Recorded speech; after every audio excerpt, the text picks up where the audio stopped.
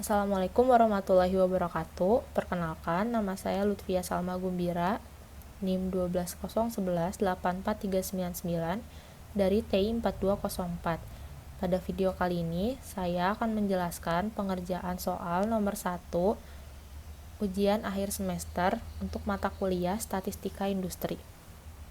Baik, untuk soal yang pertama,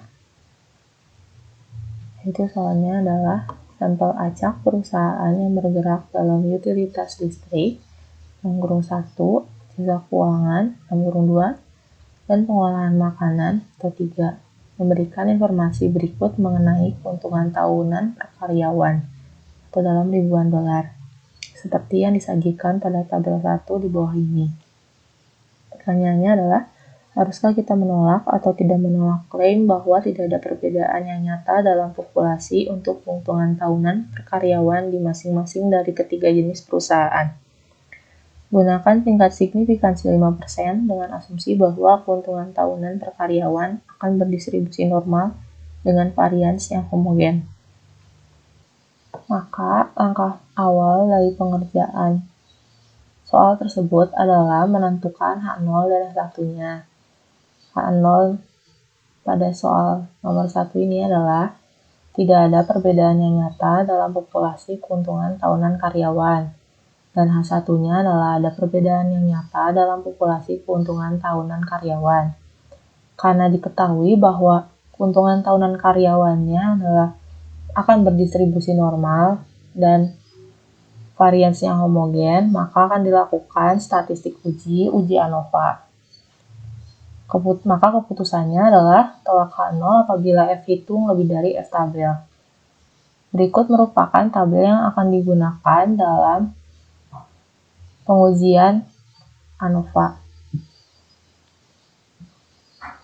Maka, untuk menghitung SSB atau jumlah kuadrat antar grup, rumusnya adalah SSB sama dengan N1 atau jumlah pada kriteria pertama dikalikan X bar 1 atau rata-rata pada kriteria pertama dikurangin X bar atau rata-rata untuk seluruh kriteria, lalu dikuadratkan ditambah N2 atau jumlah kriteria kedua dikalikan X bar 2 atau jumlah rata-rata pada kriteria kedua dikurangi X bar atau rata-rata keseluruhan, lalu dikuadratkan, dan N3 atau jumlah pada kriteria ketiga dikali X bar 3 atau rata-rata pada kriteria ketiga dikurangi X bar atau rata-rata keseluruhan, lalu dikuadratkan.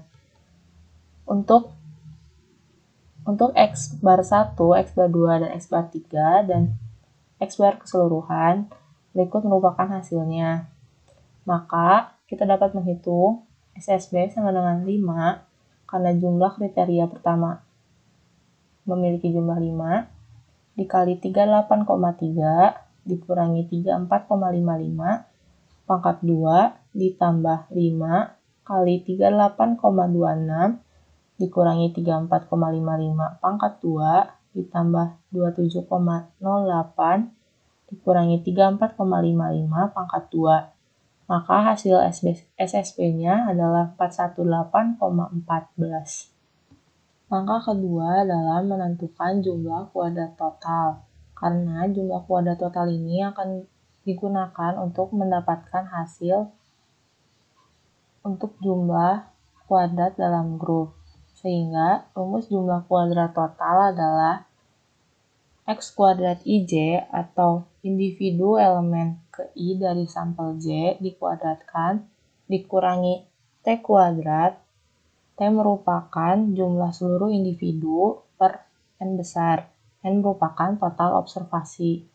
Maka perhitungannya adalah SST sama dengan 49,1 kuadrat ditambah 55,6 kuadrat ditambah 39 kuadrat dan seterusnya untuk seluruh nilai pada seluruh kriteria, dan terakhir ditambah 15,8 kuadrat. Lalu dikurangi 518,2 kuadrat per 15. Maka hasil SST-nya adalah 1925,56. Maka kita bisa mendapatkan nilai SSW-nya, yaitu SSW sama dengan SST min SSB. Maka 1925,56 dikurangi 418,14. Hasilnya adalah 1507,42. Karena kita sudah menemukan nilai SSB dan SSW-nya, maka kita dapat menghitung nilai MSB atau rata-rata kuadrat antar grup dan nilai MSW atau rata-rata kuadrat dalam grup. Sehingga untuk menghitung MSB, rumusnya adalah SSB atau jumlah kuadrat antar grup dibagi V1 atau derajat kebebasan antar grup. Maka kita dapat menghitung 418,14 dibagi 3 karena jumlah kriterianya ada 3 dikurangi 1. Hasilnya adalah 209,07. Untuk menghitung MSW atau rata-rata kuadrat dalam grup, rumusnya adalah SSW atau jumlah kuadrat dalam grup dibagi V2 atau derajat kebebasan dalam grup. Maka perhitungannya adalah 1507,42 dibagi 15 karena total observasinya ada 15 dikurangi 3 karena jumlah kriterianya ada 3. Hasilnya adalah 125,62. MSB dan MSW ini akan digunakan untuk menghitung F hitung.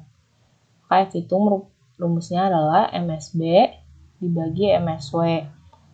Maka kita dapat menghitung F sama dengan 209,07 dibagi 125,62.